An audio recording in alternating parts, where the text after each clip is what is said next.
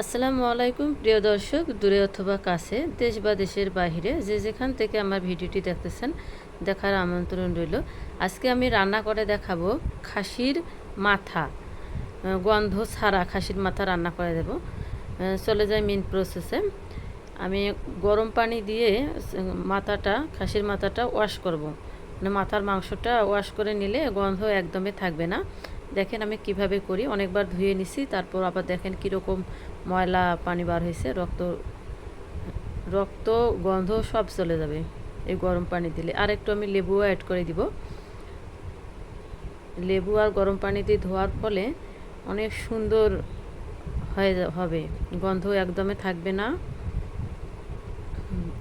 এইভাবে একটু ভিজিয়ে আমি ধুয়ে নেব। আর জিব্বা ময়লাগুলো ওঠানোর জন্য, কালো ময়লাগুলো ওঠানোর জন্য আর একটু গরম পানিতে দিয়ে দিলাম।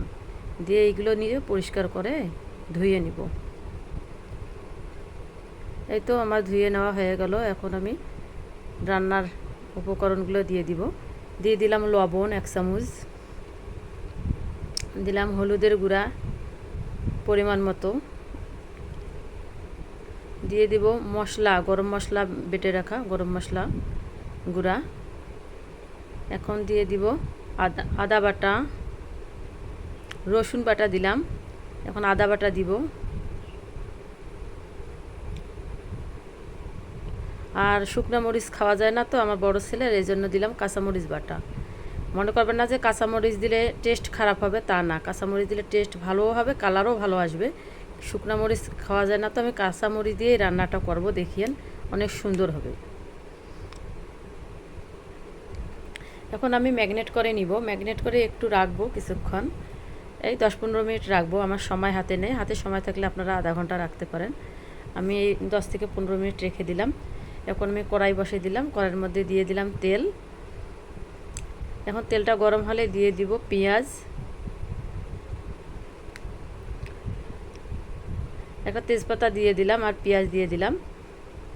পেঁয়াজগুলো ব্রাউন কালার হয়ে আসলে আমি মাংস দিয়ে দিব।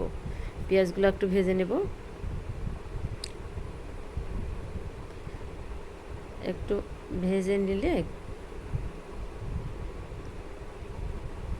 ভেজে নেওয়া হয়ে গেলেই আমি মাংসগুলো দিয়ে দিব। এখন গোটাল মশলা দিয়ে দিলাম, লং এলাচ দিয়ে দিলাম।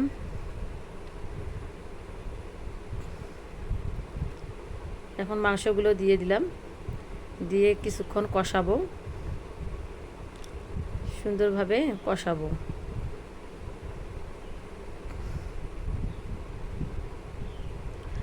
সব মশলার সঙ্গে মিশিয়ে নেব, কষিয়ে কষিয়ে।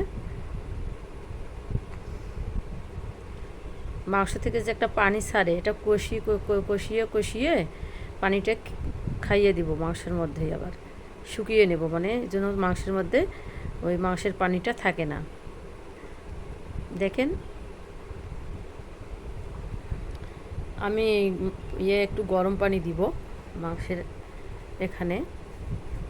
এখন দেখেন একটু তেল তেল ছেড়ে দিছে, মানে পানিটা শুকিয়ে আসছে, অনেকটা পানিটা শুকিয়ে আসছে। এখন মাংসটা সিদ্ধ হওয়ার জন্য আমি পানি দিয়ে দিব।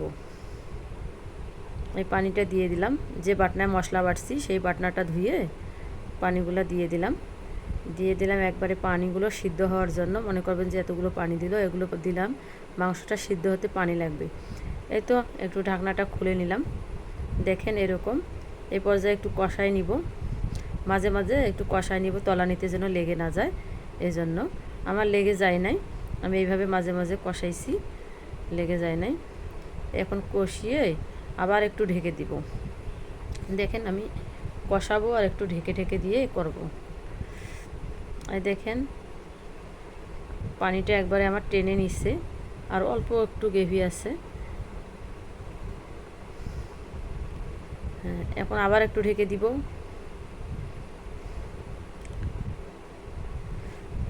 আবার ঢেকে দিব। এই তো যেটুকু পানি আছে এখন আমি আবার কষাই নিব, যেন লেগে লেগে যায় না। এই যে আমার লেগে লেগে যাইতে চাচ্ছে, আমি কষিয়ে ওটা লাগাতে দিতেছি না। এইভাবে লেগে লেগে গেলে বারবার কষিয়ে নেবেন। যে পর্যায়ে তেলটা ছেড়ে দিবে মনে করবেন যে আপনার কষানোটা হয়ে গেছে। আমার কষানোটা এখনও হয় না। এই দেখেন এইবার তেলটা ছেড়ে দিছে। হ্যাঁ, আমি হালকা একটু লেগে গেলে পানি দিয়ে কষিয়ে নিতেছি হালকা করে, যেন বেশি লেগে যায় না। দেখেন কালারটা কত সুন্দর আসছে। মনে করবেন যে শুকনো মরিচের গুঁড়ো দেয় নাই, এজন্য কালার আসবে না। না, এই দেখেন অনেক সুন্দর কালার আসছে আমার। পুরা আমার তরকারিতে তেল ছেড়ে দিছে দেখেন। এখন একটু হালকা আমি পানি দিয়ে নেড়ে চেড়ে নিলাম, মানে পুড়ে যেন না যায়।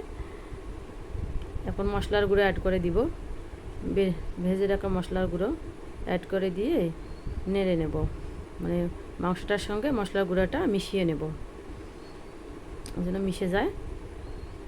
আর আমি এটা ঝোল রাখবো না, মাখা মাখা হবে, একবারে মাখা মাখা হবে। খাসির মাংসে হোক মাথায় হোক ঝোল রাখলে একটু কেমন হয়।